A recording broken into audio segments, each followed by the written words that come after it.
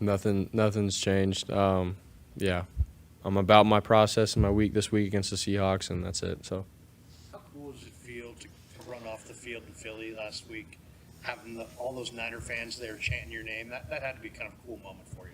Yeah, I mean, just the support that you get, from the faithful, and when we go on the road games, even if it's East Coast, they show up, and they're there, man, all the way through. And so to be able to pull out a great win like that and then run off the field and have them still be there supporting all of our guys running out was special for all of us. On your first touchdown throw to BA, was that right where you wanted it, where you knew he was going to have to lay out? Is that how? I mean, I think we weren't necessarily both on the same page. I thought the defender, Blankenship, was actually going to try to undercut it, and then he ended up stopping, so I just led him to make sure. And then BA sort of had to make a second effort to dive and get it, so it was a great play on him. So, yeah, I probably could have been a little better on the throw, but he saved me on it. Kyle was talking about Juwan Jennings yesterday and was saying that the only thing that holds him back is us, basically, and then saying that, with the rest of the supporting cast, he's just not going to get the ball all that often, but that he's always ready and he's always dependable. And what's been your observation of him since you got here? Yeah, he's so consistent. JJ brings so much juice and swagger to the team. Like when he catches the ball, man, everyone, and he converts a first down, like everyone feeds off it, and you can see it. He has fun playing the game in meetings around this place in the locker room. Like JJ is just, he's got a different vibe to him, and we all love it. We feed off it. So for him to be able to get those balls like he did in the game, some crucial third down conversions, man, and then obviously the touchdown, well worth it, man. We love him. I think it was in the previous Seattle game he had one where it didn't look like it was possible that he would make the first down, and I think he maybe 4 guys missed by the time he got there. Do you recall that play? Did you get have a look at it, or were you out on your back or something at the time? No, yeah, I threw the ball and we all just watched, and it's like, all right, you sort of just see him make all these guys miss and keep going, but JJ's done that, in multiple games dating back to the last 2 years. Like, you get him the ball, and he makes guys miss and finds a way to get a first down somehow, some way. But that dude's got some dog in him. He's got some fight, and like I said, we all feed off it, and JJ just brings a lot of joy and drive and fire to this team, more than people know. So his touchdown in the last game, the Eagles game there, I don't know, how aware are you of when a blitz is coming, how well it's picked up? I mean, is it just as simple as like, oh, I was able to get the ball off, which is great, or like when you go back and watch, you're like, wow, Christian stepped up and made this blitz pick up, and that was even better than I realized. Yeah, I mean, obviously we have a protection called, and then you could start to see like there's, the coverage is tight, everyone's low. We know that I'm probably going to be hot. So I know that Christian's going to get, the A gap here. I'm going to be free with the guy off the edge. But it's putting that, the trust and faith that the guys up front are all going to do their assignment, get their guy. I know this guy on the edge is going to be free. So now I got to put my trust in JJ, in his route. And know that I probably don't have time for a hitch. I got to do like a 5 plant, throw the ball. Everyone's doing their job and convert. So that's something that we've done since training camp. We did that all throughout OTAs and camp with, drills on being hot, pass protections, all that kind of stuff. So, and then it pays off on a crucial third down in Philadelphia, week 13, so. Well, you think you wouldn't trust them before, but like, how much does that trust grow in terms of like, maybe week 1, you believe it's going to happen, but now you have all these examples of it happening. How does trust in kind of everybody doing exactly the right thing at the right time grow over the course of the season? Yeah, I mean, I think early on in the season, it's not that you have to knock off Russ, but it's, man, you got to play together. You got to learn how guys, move and can pick things up, especially with the guys up front. And then as the season goes, you start to feel like, all right, this is who we are. This is how my guys up front play.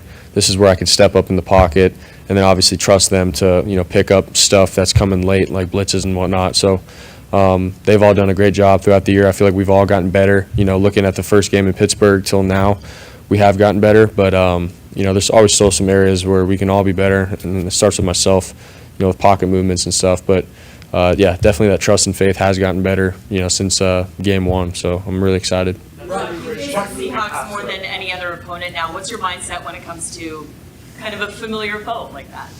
Yeah, I mean, man, they got good players. Some really good dudes that have a lot of experience and stuff. Obviously with Bobby Wagner and then Diggs in the backfield. or in the secondary, some boys that are playing corner that have got some experience now under their belts. And so for us, it's like, man, they can make plays. They're smart.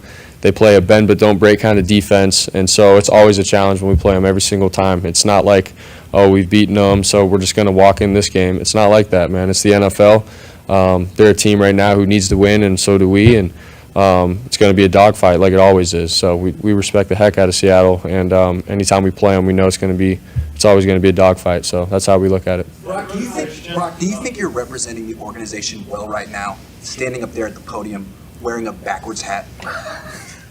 I guess that's who I am, and I think so.